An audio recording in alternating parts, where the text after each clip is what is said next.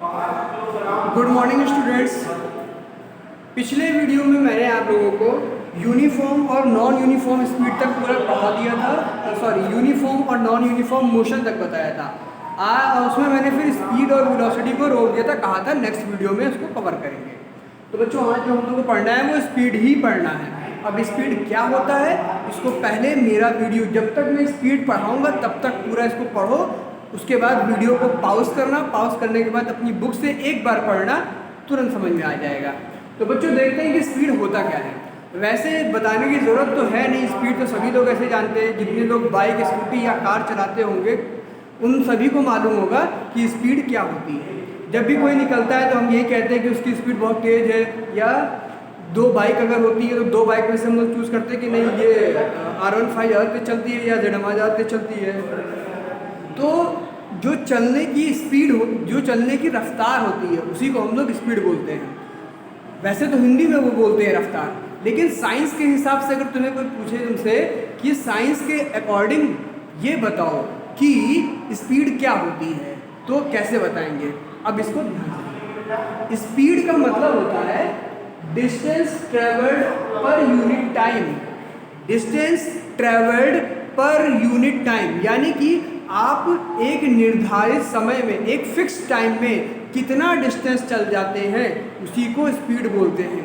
यानी कि अगर मान लो हमने आपको दिए 10 मिनट और 10 मिनट में आप कितना डिस्टेंस चल दिए, कितनी दूर तक जा रहे हो, उसी को बोला जाता है स्पीड। यानी कि कितनी जल्दी वहाँ पहुँच गए उतने ही टाइम के अंदर अंदर, ऐसे इसी को हम लोग स्पीड बोलते हैं, यानी कि रफ्तार। इसको निकालने का फॉर्मूला होता है, अगर स्पीड तुम्हें किसी की भी पता करनी है तो स्पीड पता करते हैं डिस्टेंस अपॉन टाइम, मतलब कि आप कितना डिस्टेंस चले कितने समय में, आप कितना डिस्टेंस चले कितने समय के अंदर, उसी को हम लोग स्पीड बोलते हैं। ये फॉर्मूला बहुत इंपॉर्टेंट है, इसको लिख लो, अभी इसके ऊपर न्यूमेरिकल भी कराएंगे। दूसरी चीज़ जो स्पीड होती है वो एक स्केलर क्वांटिटी होती है। स्पीड जो होती है वो एक स्केलर क्वांटिटी होती है। पिछले वीडियो में मैंने आप लोगों को स्केलर क्वांटिटी और वेक्टर क्वांटिटी के बारे में बताया था। स्केलर क्वांटिटी वो होती है जिनमें हमें केवल उसकी वैल्यू बतानी होती है, उसकी डायरेक्शन नहीं बतानी होती है। और वेक्टर क्वांटिटी वो होती हैं जिनमें हमें उसकी स्पीड, उसकी वैल्यू तो बतानी पड़ेगी। वैल्यू को मैग्नीट्यूड बोलते हैं साइंस फिजिक्स में, हमेशा याद रखना, वैल्यू को उसकी मैग्नीट्यूड बोलते हैं। तो उसका मैग्नीट्यूड भी बताना पड़ेगा प्लस आपको उसकी डायरेक्शन भी बतानी पड़ेगी, समझ गए। उसी को हम लोग क्या बोलते हैं, उसी को हम लोग वेक्टर क्वांटिटी बोलते हैं। और ये जिसमें डायरेक्शन नहीं बतानी होती है उसको स्केलर क्वांटिटी बोलते हैं। तो स्पीड जो है वो एक स्केलर क्वांटिटी है, वहाँ पे हमें डायरेक्शन बताने की ज़रूरत नहीं है कि कौन कितनी स्पीड से किस दिशा में जा रहा है। ये बताओगे कि वो इतनी तेज़ जा रहा है, लेकिन किस डायरेक्शन में जा रहा है, किस तरफ जा रहा है, ये बताने की ज़रूरत नहीं पड़ती है। दूसरी चीज़ जो स्पीड होता है उसकी SI यूनिट होती है मीटर पर सेकेंड। जो स्पीड है उसकी स्केलर SI यूनिट जो होती है वो होती है मीटर पर सेकेंड। अब SI यूनिट क्या होती है, SI यूनिट होता है कि किसी भी चीज़ को नापते हैं जो पूरी दुनिया में, मतलब पूरी वर्ल्ड में स्पीड को किस यूनिट में नापते हैं उसको बोलते हैं उसकी SI यूनिट। जैसे कि वेट को हम लोग नापते हैं किलो में, किलोग्राम, ठीक है, वैसे ही हम लोग लेंथ को नापते हैं मीटर में। पूरी दुनिया में मीटर में लेंथ को नापा जाता है। फुट, बित्ता और एक उंगली, दो उंगली ये कुछ नहीं चलता है, ठीक है। तो जो पूरी दुनिया में यूज़ किया जा रहा है उसको बोलते हैं SI यूनिट। तो कहने का ये मतलब है कि पूरी दुनिया में तुम कहीं भी चले जाओ, अगर स्पीड को बोला जाए तो किस मात्रा में बोला जाए, किस यूनिट में बोला जाए, तो उसको बोला जाएगा मीटर पर सेकेंड। जैसे कि यहाँ पे तुम सब्जी लेने गए, अब तुमने 250 ग्राम सब्जी ली, तो यहाँ पे तुम बोल देते हो 1 पाव दे दो भैया, ठीक है। लेकिन अब जाके अमेरिका में या कहीं और जाकर के 1 पाव बोलोगे तो वो नहीं जानते। तो इसीलिए जो वेट होता है उसकी SI यूनिट क्या हो जाएगी, उसकी SI यूनिट किलोग्राम होती है। तो तुम अब किलोग्राम से कम लोगे तो ग्राम में बोल देना, ग्राम या किलोग्राम दोनों चलती है। वैसे ही मीटर पर सेकंड भी चल सकता है और किलोमीटर पर आवर चल सकता है, लेकिन SI यूनिट में तो मीटर पर सेकंड ही लिखना। SI यूनिट में मीटर पर सेकंड को ही लिखा जाता है। तो इतना समझ में आ गया। दो तीन चीज़ें मैंने बताई। स्पीड क्या होती है कि कोई भी ऑब्जेक्ट कितना डिस्टेंस कितने समय के अंदर कवर कर लेता है, कितना वो डिस्टेंस कितने समय के अंदर चल लेता है, उसको स्पीड बोलते हैं। दूसरी चीज़, ये एक स्केलर क्वांटिटी होती है, यानी कि इसमें आपको उसकी डायरेक्शन बताने की ज़रूरत नहीं है कि वो किस दिशा में कितनी रफ्तार से जा रहा है, केवल ये बता दीजिए कितनी रफ्तार से जा रहा है, किस दिशा जा रहा है, ये बताने की ज़रूरत नहीं होती है। फिर तीसरी चीज़ मैंने बताई एसआई यूनिट होती है मीटर पर सेकंड। अब इसका एक एग्जांपल देखो यहाँ पे, मान लो एक कार है, वो ए पॉइंट पे खड़ी है और उसको जाना है बी पॉइंट पे, और ए पॉइंट से लेकर के बी पॉइंट तक की दूरी है 270 किलोमीटर। कितना दूरी है? 270 किलोमीटर। मान लो कि ए जो है वो लखनऊ है और बी जो है वो सीतापुर हो गया, ठीक है। तो दोनों के बीच में दूरी कितनी है? 270 किलोमीटर की दूरी है। अच्छा, जब उसने चलना स्टार्ट किया तो कितने बज रहे थे? जब उसने अपनी गाड़ी स्टार्ट करी तब उसकी घड़ी में 8 बज रहे थे, और जब वो वहाँ पर पहुँच गया तो वहाँ कितना बज रहा था? 11 बज रहा था। यानी कि अब ये देखो कि उसको कितना डिस्टेंस चलना है? 270 किलोमीटर।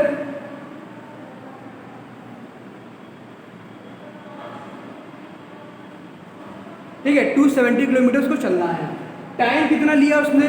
मतलब लखनऊ से सीतापुर जाने में उसको कितना समय लगा? 8 बजे चला था, 11 बजे पहुंचा, यानी कि इसको 3 घंटे लग गए।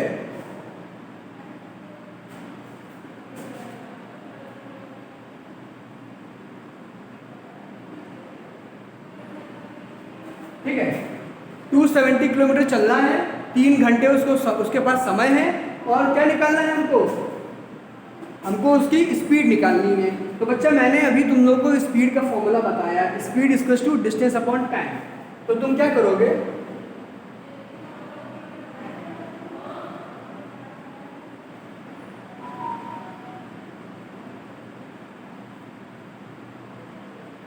ये है, अब तुम्हें स्पीड पता करनी है। जिसको पता करना होता है उसकी वैल्यू नहीं लिखते क्योंकि दी नहीं है।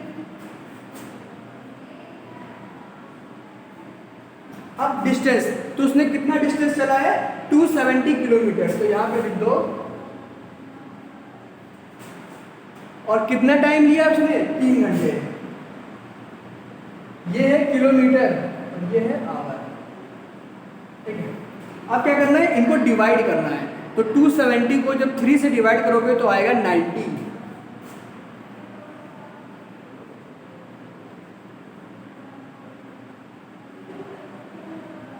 तो स्पीड कितनी हो गई? 90 किलोमीटर पर आवर। ठीक है, क्योंकि भाई देखो 270 को 3 से डिवाइड करना है, 3 की टेबल 9 बार पढ़ो तो 27 कट गया, और 0 का 0 उतार दिया तो हो गया आसानी से। अब यहाँ पे देखो आया हमारा आंसर किसमें? किलोमीटर पर आवर में। और अगर तुमसे क्वेश्चन ये कह दे कि हमको एसआई यूनिट में आंसर बताओ, यानी कि मीटर पर सेकंड में बताओ, तो तुम क्या करोगे कि किलोमीटर और आवर को मीटर और सेकंड में चेंज कर लोगे, जैसे यहाँ पे करके दिखा रहा हूँ। ठीक, ये लिखा हुआ है।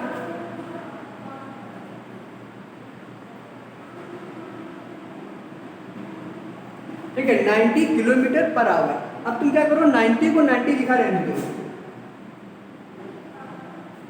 90 को 90 लिखा रहने दो। 1 किलोमीटर में कितने मीटर होते हैं? भाई तुमको किलोमीटर को मीटर में चेंज करना है, और आवर यानी कि घंटे को सेकंड में चेंज करना है। तो 1 किलोमीटर में कितने मीटर होते हैं? 1000। और आवर यानी कि 1 घंटा, तो 1 घंटे में कितने सेकंड होते हैं? 3600। अब नीचे 2 जीरो है और ऊपर 2 जीरो है, काट दो। अब देखो 36, 10 और 90, इन तीनों को आपस में डिवाइड करना है, कैंसिलेशन करना है। कैंसिलेशन कैसे करते हैं? देखो यहाँ 36 लिखा है और ऊपर लिखा हुआ है 10, या यूँ समझ लो यहाँ 90 है। दोनों 3 की टेबल से कैंसिल हो जाएंगे, दोनों ही जो हैं वो 3 की टेबल से कट जाएंगे। तो यानी कि तुम क्या करो कि अगर 3 की टेबल से इसको काटोगे तो आएगा 12,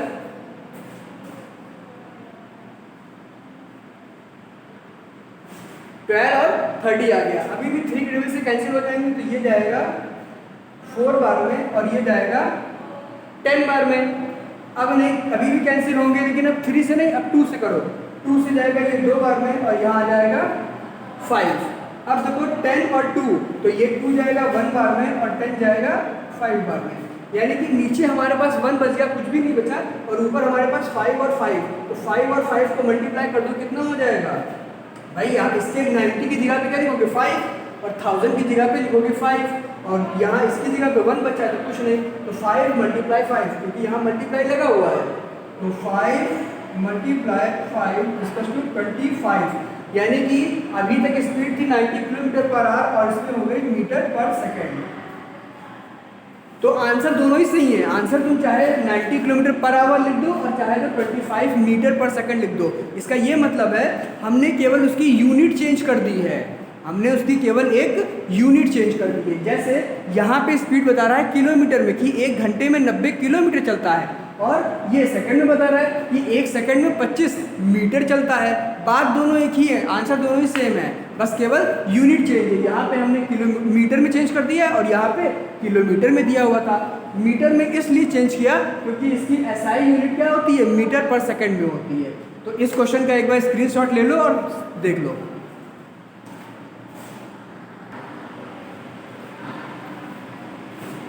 तो बच्चों अब उसके आगे पढ़ते हैं हम लोग uniform and non uniform speed.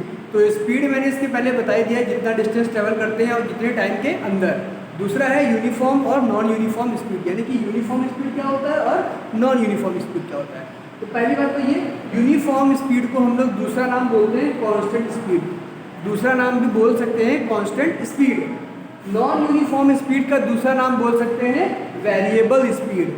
हालांकि देखो मैंने uniform motion non uniform motion तुम लोगों को बताया है ना, वैसे ही यूनिफॉर्म स्पीड और नॉन यूनिफॉर्म स्पीड भी होता है, या यूँ कह लो कांस्टेंट स्पीड और वेरिएबल स्पीड होता है। तो क्या होता है यूनिफॉर्म स्पीड? यूनिफॉर्म स्पीड किसको कहते हैं? तो यूनिफॉर्म स्पीड किसे कहेंगे? Equal distance in equal time. क्या बोला मैंने? Equal distance in equal time. इसका ये मतलब होता है कि जब कोई भी गाड़ी, ऑब्जेक्ट, तुम इंसान खुद हो गए या कोई कार हो गई, कोई भी ऑब्जेक्ट हो गई, जब वो इक्वल डिस्टेंस चले इक्वल टाइम में, मतलब उतना ही डिस्टेंस हर बार चले, हर बार जितना टाइम कवर करे। एग्जांपल में समझो, इसको ज़्यादा अच्छे समझ में आएगा। मान लो एक जगह है ए पॉइंट, दूसरा है बी पॉइंट, फिर सी पॉइंट और डी पॉइंट। ऐसे करके तुम्हें 4 पॉइंट दिए गए हैं, ए बी सी और डी, 4 पॉइंट दिए गए हैं। तो ए से बी तक आने पे कितना? 6 किलोमीटर की दूरी है। ए से बी की दूरी कितनी है? डिस्टेंस कितना है? 6 किलोमीटर का है। बी से लेके सी तक आने में 6 किलोमीटर और सी से लेके डी तक आने में भी 6 किलोमीटर। मतलब कि डिस्टेंस हमारा इक्वल है, यानी कि उसको बोलेंगे यूनिफॉर्म डिस्टेंस। ठीक है, यूनिफॉर्म। अब जब ए पे था वो, तो ए पे 7 बज रहे थे। अब ए से चलते चलते चलते चलते बी तक आया, तो ए से बी तक आया तो उसने कितना डिस्टेंस कवर किया, कितना डिस्टेंस चला है? 6 किलोमीटर। कितना टाइम लगा है उसको? 7 बजे चला था, 9 बजे पहुंचा है, यानी कि 2 घंटे लगे उसको। मतलब 6 किलोमीटर चलने में उसको कितनी देर लगी है? 2 घंटे लगे। 6 किलोमीटर चलने में 2 घंटे। इसकी स्पीड यहाँ पे देखो, स्पीड का फॉर्मूला होता है डिस्टेंस अपॉन टाइम, अभी बताया था। तो डिस्टेंस चला है इसमें 6 और टाइम लगा है 2 घंटे का, तो काटोगे तो कितना आएगा? इसको S1 बोल दे रहे। S1 का मतलब पहला, फिर S2 मतलब दूसरा, S3 का मतलब तीसरा। तो उसकी S1 की स्पीड कितनी आई है?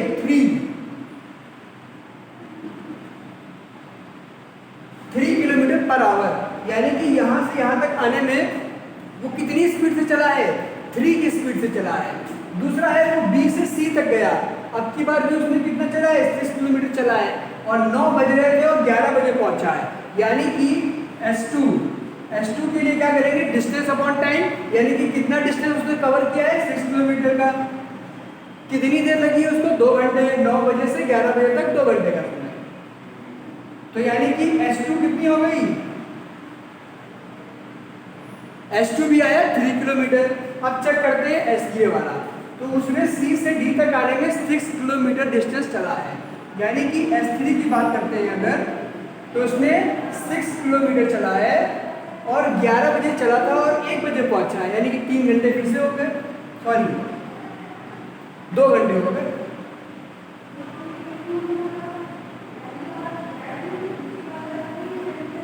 अब तुम इसमें ये गौर करो कि जब वो A से B तक आया तो उसकी स्पीड कितनी थी? 3 किलोमीटर। जब वो B से C तक आया तो भी उसकी स्पीड कितनी है? 3 किलोमीटर। और जब C से लेकर के D तक आया तब भी उसकी स्पीड कितनी है, 3 किलोमीटर पर आवर। यानी कि यहाँ उसकी स्पीड में कोई चेंज हुआ नहीं। A से B तक आने में भी वो 3 की स्पीड से चल रहा था, B से C तक आने में भी 3 की स्पीड चल रहा था, और C से D तक आने में भी वो 3 की ही स्पीड चल रहा था। यानी कि उसकी स्पीड में कोई भी चेंज नहीं आया है, यानी कि उसकी स्पीड जितनी थी उतनी ही है। तो इसको हम लोग बोलते हैं यूनिफॉर्म स्पीड। उसकी स्पीड यूनिफॉर्म है, यानी कि बराबर है, कोई ऊपर नीचे नहीं हुई है। देखो कहीं भी उसकी स्पीड कम या ज़्यादा हुई है क्या, ऐसा तो कहीं भी नहीं हुआ है। यानी कि जब किसी भी चीज़ की स्पीड बदले ना, उसी स्पीड पे वो चलता रहे, तब उसको बोलते हैं यूनिफॉर्म स्पीड। अब देखेंगे नॉन यूनिफॉर्म स्पीड किसको कहते हैं।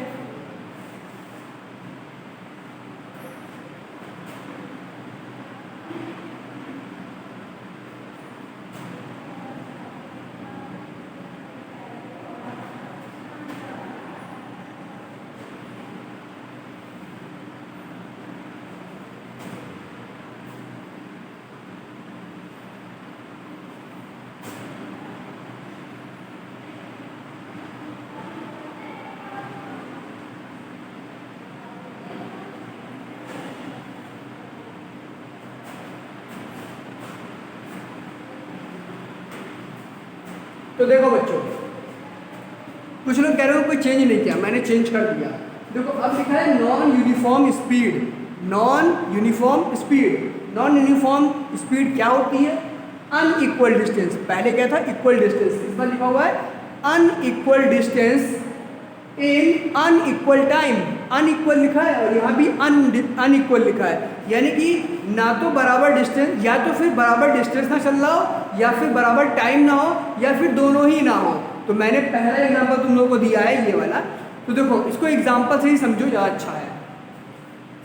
A से B तक, देखो वैसे ही है, A से B तक आना है, B से C तक जाना है, C से D तक जाना है, और A से B तक आने में 8 किलोमीटर चल रहा है, B से C तक आने में वो 12 किलोमीटर चल रहा है, और C से D तक आने में वो 16 किलोमीटर चल रहा है ना। और टाइम देखो 7 से 9, 9 से 11, 11 से 1, यानी कि हमने टाइम बराबर रखा है अभी। ये पहली कंडीशन है, जब हमने टाइम बराबर रखा है और उसका डिस्टेंस अलग अलग है। अब सब देखते हैं कि कितनी कितनी स्पीड से वो चल रहा है, मतलब A से B तक आने में उसकी स्पीड कितनी हो रही है। तो 8 किलोमीटर है S1,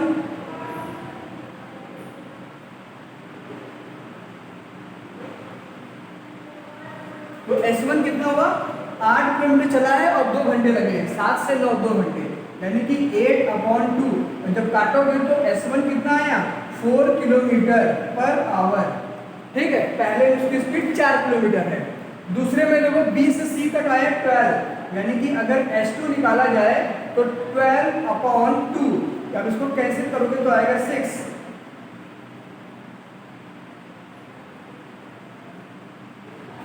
और C से D तक आने में उसने कितना चला है, 16 किलोमीटर चला है और 2 घंटे में, यानी कैंसिल करोगे तो S3 आएगा। ठीक है, तो अब जरा इसे गौर से देखो, A से B तक आने में उसने 8 किलोमीटर डिस्टेंस चला है और 2 घंटे का समय लगा, तो 8 किलोमीटर चला है 2 घंटे में, यानी कि इसकी स्पीड कितनी हो गई, 4 किलोमीटर पर आवर। यहाँ पे देखो B से C तक आने में उसने 12 किलोमीटर चला है और कितना समय लगा, 9 से 11, यानी कि 2 घंटे का समय। तो 12 किलोमीटर 2 घंटे में चला, यानी कि उसकी स्पीड हो गई 6 किलोमीटर पर आवर। उसकी स्पीड कितनी हो गई, 6 किलोमीटर पर आवर। और C से D तक आने में उसको 16 किलोमीटर चला है और 11 बजे से 1 बजे तक, यानी कि 2 घंटे, तो 16/2 किया तो 8 किलोमीटर। तो ये देखो पहले उसने चला यहाँ से यहाँ तक 4 की स्पीड से, B से C तक चला है 6 की स्पीड से, और C से D तक चला है 8 की स्पीड से, यानी कि उसकी स्पीड बढ़ती ही जा रही है, बराबर स्पीड से नहीं चल रहा है। इसके पहले वाले एग्जांपल में देखो हर जगह उसकी स्पीड 3 किलोमीटर पर आवर, यानी कि 3 की स्पीड से चल रहा था, और अब की बार देखो स्पीड बढ़ती जा रही है। ऐसा भी हो सकता है कि घट जाए, अगर यहाँ पर 16 की जगह तुम 6 कर दो, 16 की जगह 6 कर दो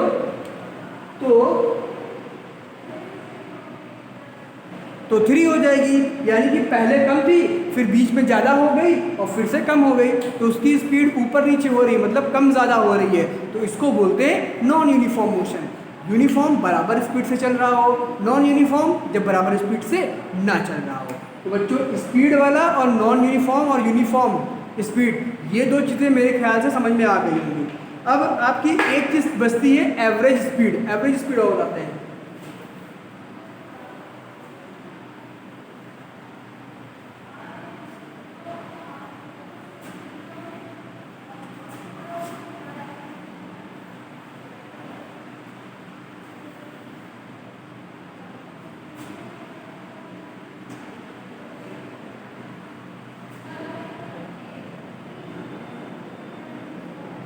ठीक है, तो एवरेज स्पीड का मतलब होता है जैसे कि ए से बी आया, बी से सी आया, सी से डी आया, तो टोटल डिस्टेंस कितना चला और टोटल कितना टाइम लिया, उसको बोलते हैं एवरेज स्पीड। एवरेज स्पीड का फॉर्मूला दूसरा होता है और स्पीड का फॉर्मूला दूसरा होता है। स्पीड का मतलब होता है कितना डिस्टेंस चला कितने टाइम में, और एवरेज स्पीड का मतलब होता है टोटल डिस्टेंस आपने कितना चला, टोटल कितने टाइम में चला। जैसे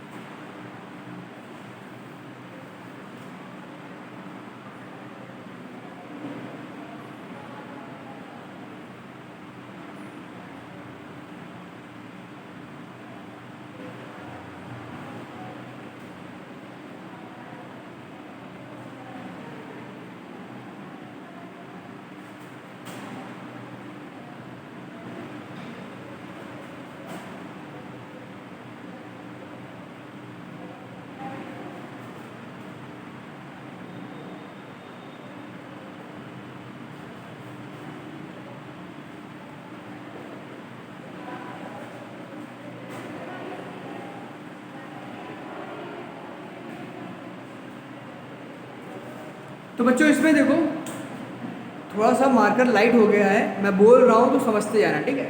वो ए पॉइंट से चला बी पॉइंट तक, बी से चला सी तक और सी से चला डी तक, ठीक है।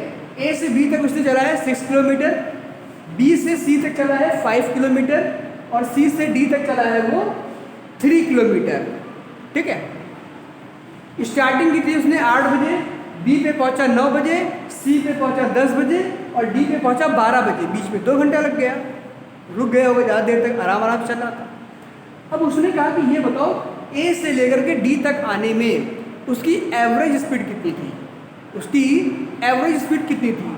तो एवरेज स्पीड निकालने के लिए क्या करते हैं, total distance upon total time, total distance upon total time, यानी कि ए से लेकर के डी तक टोटल कितना चला है। तो भैया 6 5 11, 11 और 3 12 13 14, यानी कि 14 किलोमीटर टोटल डिस्टेंस कितना हो गया, टोटल डिस्टेंस वो 14 किलोमीटर चला है। अब टोटल टाइम कितना चला, कितना लगा उसको, तो भैया 8 बजे उसने चालू किया था और पहुंचा कितने बजे, 12 बजे पहुंचा, यानी कि 8 बजे से 12 बजे तक 4 घंटे का समय हो गया, ठीक है। अब इसको कैंसिल कर लो, कैंसिल करोगे तो क्या आएगा, यहाँ पे हो जाएगा 2, यहाँ पे हो जाएगा 7, 7 को 2 से डिवाइड करो, कितना आंसर आएगा जल्दी बताओ। देखो